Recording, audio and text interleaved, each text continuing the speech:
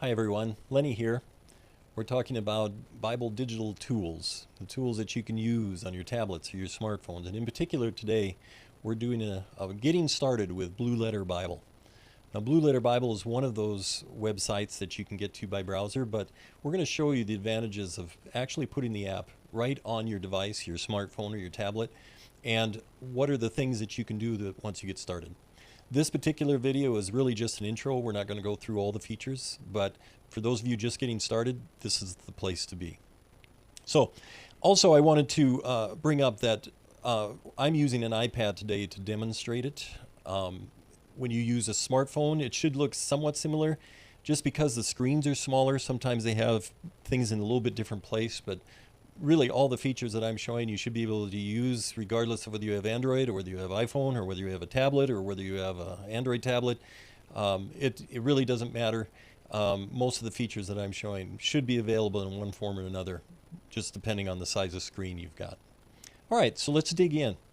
First of all, when you look at the Blue Letter Bible app, one of the things when you download it is you'll see this blue and black and white icon that's ready to go. And you'll notice it blends in quite nicely with my background that I have of a hike I took with my daughter. But the Blue Letter Bible, you want to make sure that's the icon that you have when you're starting it up. Now, mostly we're going to focus on just the tools in that top row, just to get you started so that you can use this Bible and get into it and start to see how it works. So this top row of tools, first of all, the easiest thing to understand is in the upper right side, you'll see these arrows. And what's nice is when you click on the arrow, it jumps from chapter to chapter. So you notice I started at Genesis 1 and I'm already up to Genesis 3, Genesis 4. And then the left arrow, of course, walks you backwards through those chapters as well. So it's real easy to turn and navigate from one side to the other in whatever book that you're reading in the Bible. Now, in the middle is probably the biggest part for you to use, and that is how do I navigate to different books within the Bible. And so where it says Genesis 1, underneath it has a KJV. That's showing me that it's using the King James Version of Genesis 1 here. Now, when I click on that, it actually brings up the books of the Bible, and they have it broken out into a button for Old Testament and a button for New Testament. And so you just have to decide, where am I going? What am I clicking on? What am I doing next? And you click on the book. It'll then list the chapters. You click on the chapter, and there you are. You're in that passage and seeing the whole chapter right there. Again, that middle section, click on the book of the Bible, and then choose what book you want to go to, and that's where it will take you. Now, I had mentioned in the previous video the power of search. Search is a powerful enough tool that we're actually probably going to do a separate video on just search alone. But just so that you know, that magnifying glass is the search tool. And if you want to do a simple search of, let's say, someone's name, I know Isaac's in the Bible, I just can't remember where it is that he shows up, then I can type in the word Isaac, and then it shows me. All right, it looks like it's Genesis 17 up to Genesis 30s and 40s, and even up into 50. And then it gets into Exodus, and we'll find the verses with Isaac in there. Now, when you first do your search at the top, it tells you how many verses have that word in the version that you have. Now, we're searching King James right now, and so there's 123 times that Isaac shows up in the King James Bible. Now, you can narrow your search if you don't want the whole Bible. You can say, just show me Old Testament, or, there are different tools. We aren't going to go through that again, but just so you know, you can just type in a single word and get there, and it'll show you different places in the Bible. Let's say in this particular case, I want to look at the first reference to Isaac, which is in Genesis 17:19. And when I click on it, it gives you some ideas of how to look at this, or maybe you want to cut and paste it.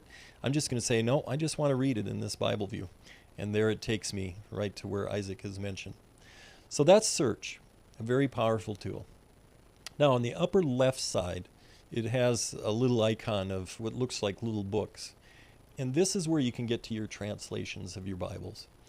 So you'll notice right now we're on King James Version, and there's a scroll wheel here so that you can jump from one version to another.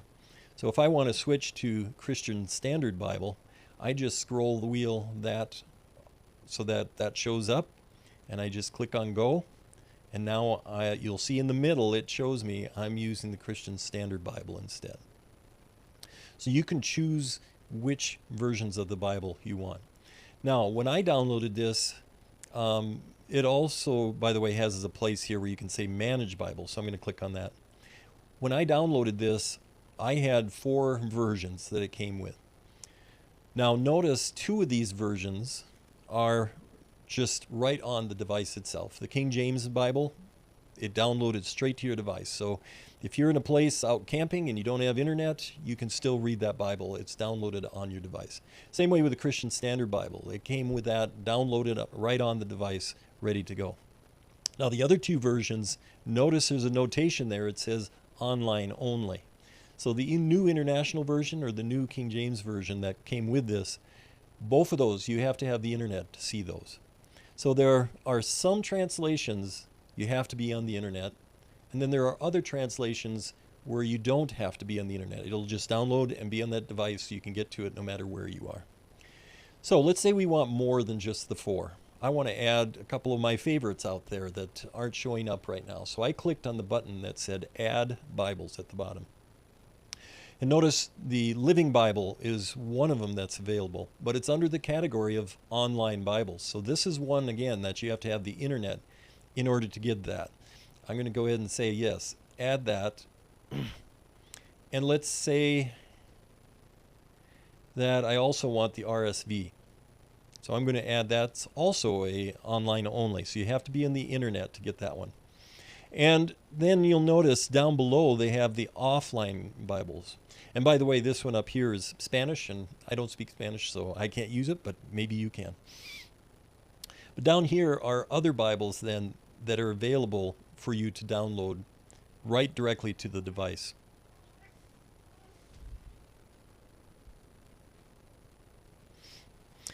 For example, one of them that you can download is the New English Bible. I remember having that years ago, and so I'm actually going to download that one.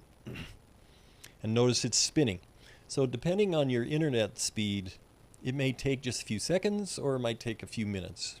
So that's one of those that I just downloaded. Another one that's sometimes interesting is Young's Literal Translation, so I'm going to download that as well.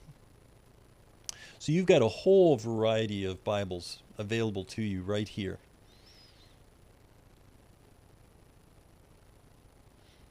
Let's say I want to take a look at the Darby version as well. So I'm going to click on that. Notice there's the New American Standard Bible, and there's actually 2 versions of that. There's a 1995 version and a 2020 version. Well, obviously the new one must be better, right? So I'm going to download that. We can bring down the Webster's or the Basic Bible of English. There's just a whole realm of possibilities here, but let's start with what I just did and go back and take a look. Now, when I clicked on the back button to this screen, notice I went from 4 to a whole bunch of translations right here. So now, when I go out on the internet and I pull up a book or a passage, I have a whole realm of translations available to you. Now, on this scroll wheel, you'll notice there's an asterisk by some of these, and that's telling us, it tells you up here, those are the online Bibles.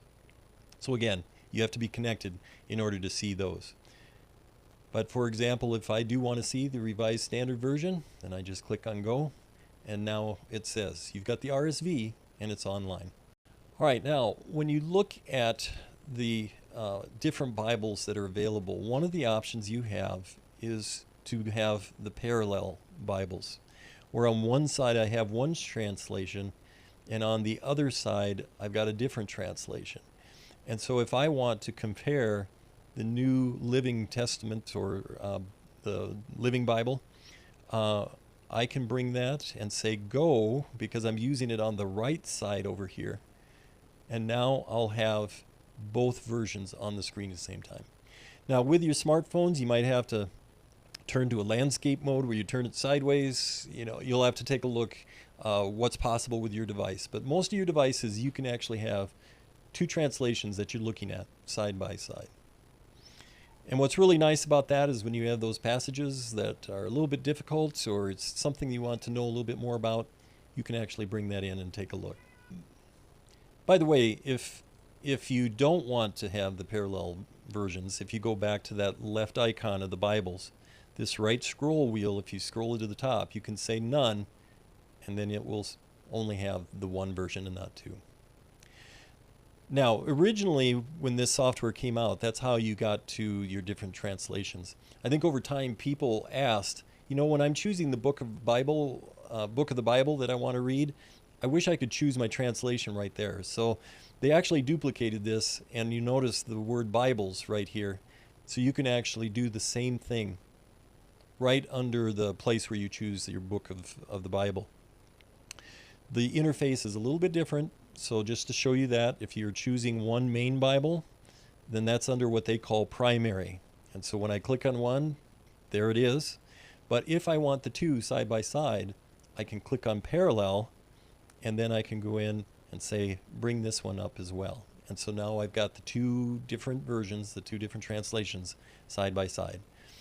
Again, if you don't want two different versions of Bibles, you go back to that Bible section, and you can actually have the parallel Bible choose to turn parallel off.